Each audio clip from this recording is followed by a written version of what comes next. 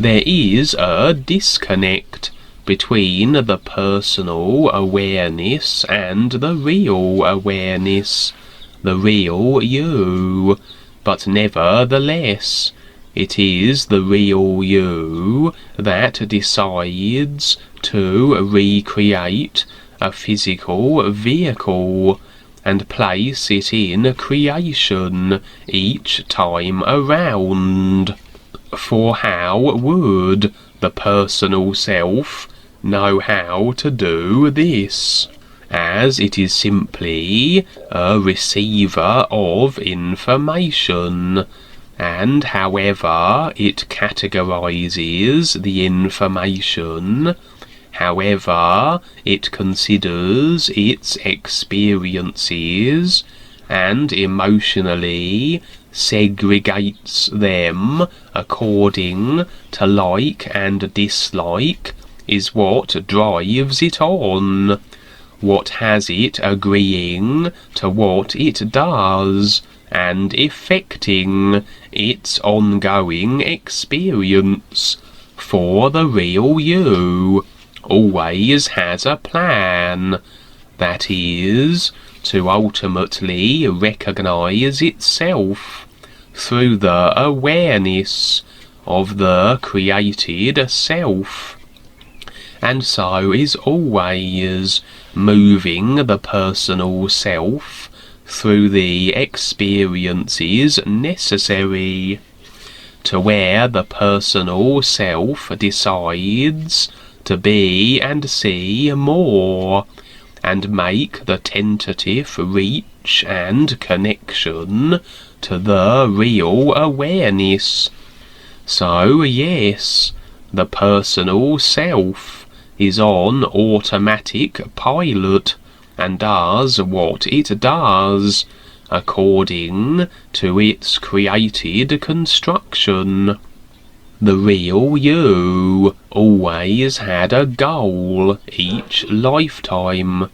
Regardless of what it is always for the overall intent of self-recognition, but very often this goal or objective is never realized, as the personal self, in its unconscious stupor, goes about its thrill-seeking and comfort zone establishing.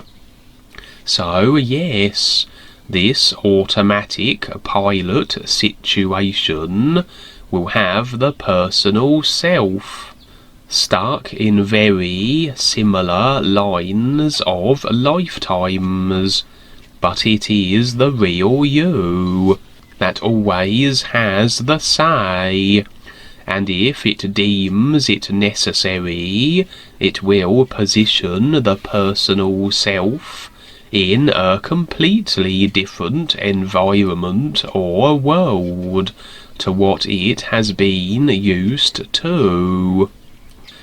Our barbarian may well have continued to project into barbaric worlds if left to its own devices, always experiencing the effect of its chosen and decided created consciousness, were it not for the real self deciding a change is necessary and repositioning our barbarian into a so-called more civilized spot somewhere.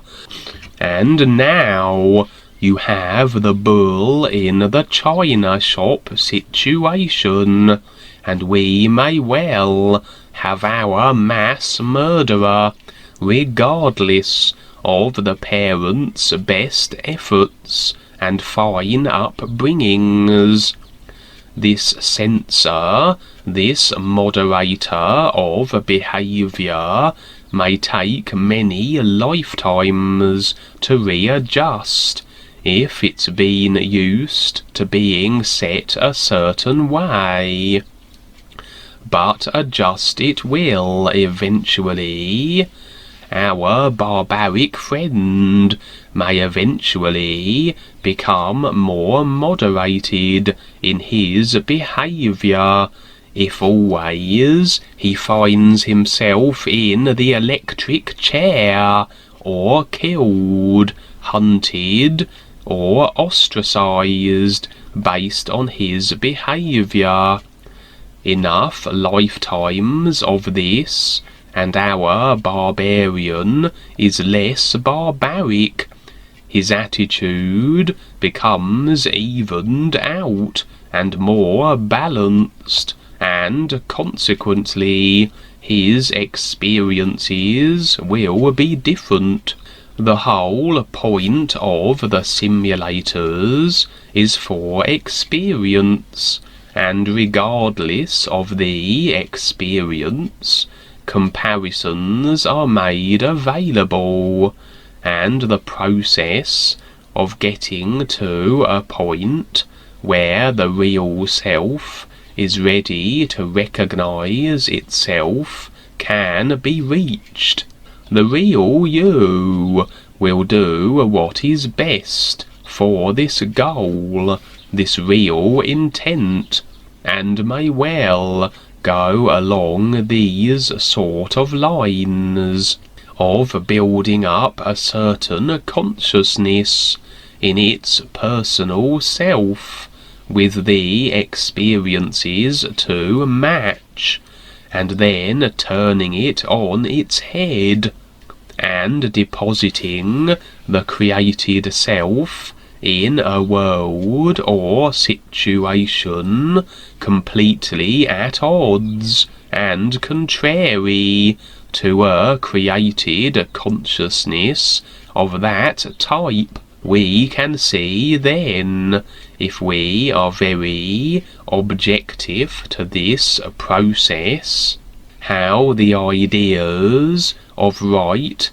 and just and what is decent and noble mean very little when it comes to the raw reality of simply gleaning experiences to become more aware through.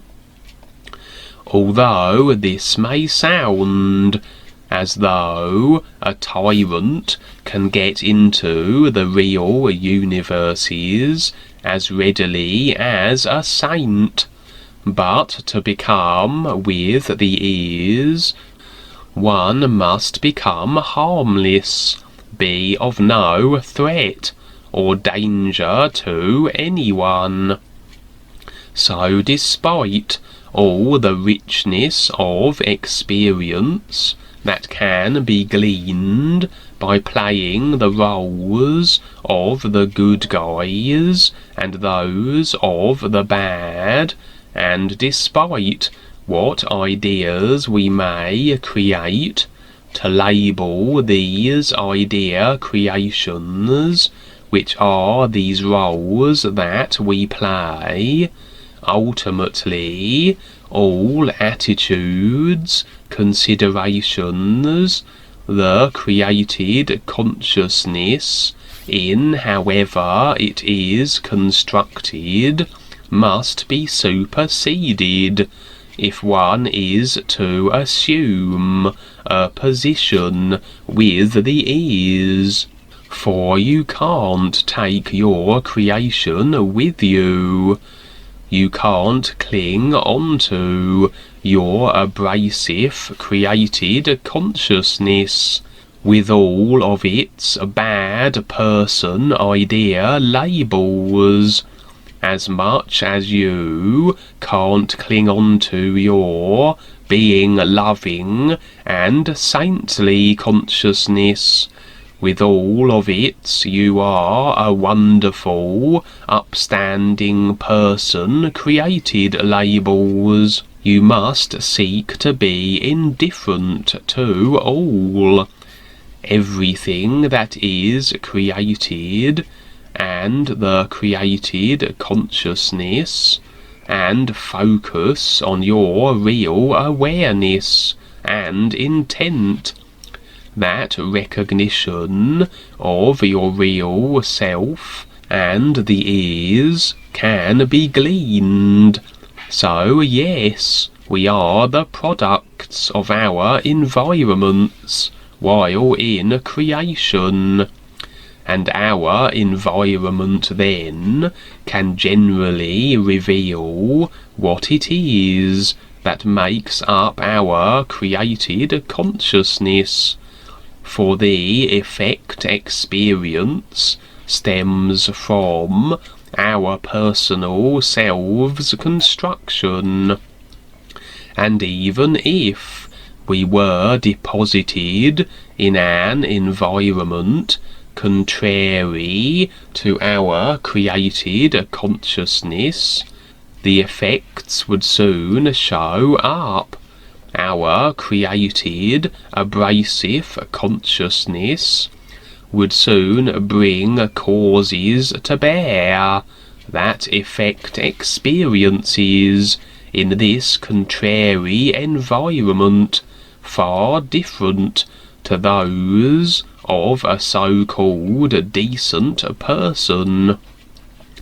Such an abrasive individual will have overspill from the previous malign lifetimes. Certain individuals will re-emerge in their lives. Certain situations that may well rekindle and ensure such an individual makes what seems to society to be all the wrong choices. For even if the real you did place the personal self 1,000,000 light years across the universe on a different planet, the created consciousness remains, and however it was constructed, was projecting certain things and scenarios into the next lifetime. So regardless of how far the personal self is placed, it can't escape its past. There will be a crossover. An aggressive reptilian, projecting all its aggressive attitudes and ideas, may well suddenly be placed as a human, but it cannot escape what it had previously created, and such projections that would have perhaps manifested as continuous reptilian situations in keeping with such attitudes, would now conjure up the kind of situations that would align with such reptilian attitudes on Earth and in its new human form. This individual will probably get in with the wrong crowds, get into a crime, etc. The sort of characters that would encourage such situations would show up in its life. It's very conceivable that the most abrasive, aggressive individuals stemmed from such races as reptilians, and a little adjustment is required, and that may take several lifetimes, assuming the real selves elect to keep them on Earth as humans. Every individual who creates a new body for another lifetime will be in the realms of the Callum God generally, as they sit in whatever designated heaven they have agreed to, while the real you prepares another body and lifetime position. The real you will work with what it has. The choices the personal self made will set the parameters for the body form and what is possible, according to the shackles of agreement binding tapline restrictions. But while in the psych realms, between physical level positions, and with no connection to the real awareness, and if not then, working with the real guides, the personal self is very much under the control of the Callum God, the reptilian overlord of the mental level, the influence also, and subjected to the dictates of the Lords of Karma. The Lords of Karma will bestow the fate upon the individual, where they will go next, according to the choices they made. But really, they are simply telling the individual what the individual has decided for themselves, for they always are the decider, and forge their own effect karma consequences. The Lords of Karma simply tell them this is where they are to go. The Callum God will certainly be determining which individuals may be useful in assisting him to maintain his position. All the controlling systems and abrasive reptilian-like characters in the simulator bolster and maintain the Callum's position through intimidation, marketing ploy, and agreement on mass garnering.